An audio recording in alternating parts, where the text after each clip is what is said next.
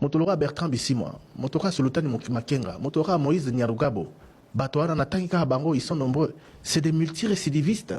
Ils ont été hier au RCD, au M23. AFDL avant. Oui, AFDL, RCD, M23. Donc ils ont été auteurs des crimes. Basololi, Totien Assé, de Moïse Nyarugabo, Bazares, Robert Obaya, a participé même à l'élection. M. Nyarugabo a été sénateur, député national, et aujourd'hui, il retombe dans ses travers. Bertrand Bisimwa, vous voyez bien arrangement et Salamaki pour que, en 2013, Bitumba Essila, il était déjà au M23 de cette version-là, Basultani Makenga. Bazalaki déjà.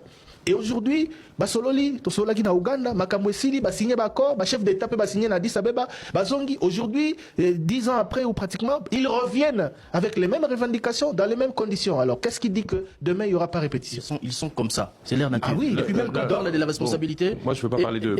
Je voulais juste ajouter quelque chose par rapport à la commission Vérité et Réconciliation. On a Zongeli Kawana, parce que beaucoup en parlent, sans savoir exactement comment ça s'est passé, ni est-ce que ça a été valable. Oui, l'apartheid n'est pas revenu. Oui, certains ont truc, mais, attention, mais, des hauts responsables politiques et militaires, comme l'ancien président Bota, ont refusé de comparaître ou d'exprimer des remords.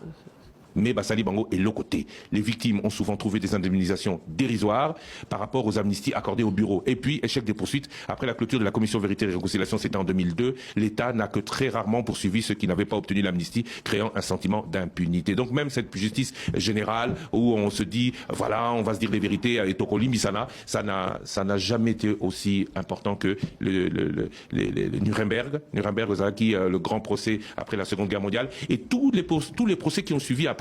Je vous ai parlé récemment du chancelier autrichien Kurt Waldheim qui est passé entre les mailles, Yevite Kazalaki nazi, a commis en politique en Autriche. En Autriche, il a gagné les élections, il est devenu chancelier, ça veut dire premier ministre autrichien, mais du jour au lendemain, on s'est rendu compte que Yemuta Salaki a soit procès condamné Yé.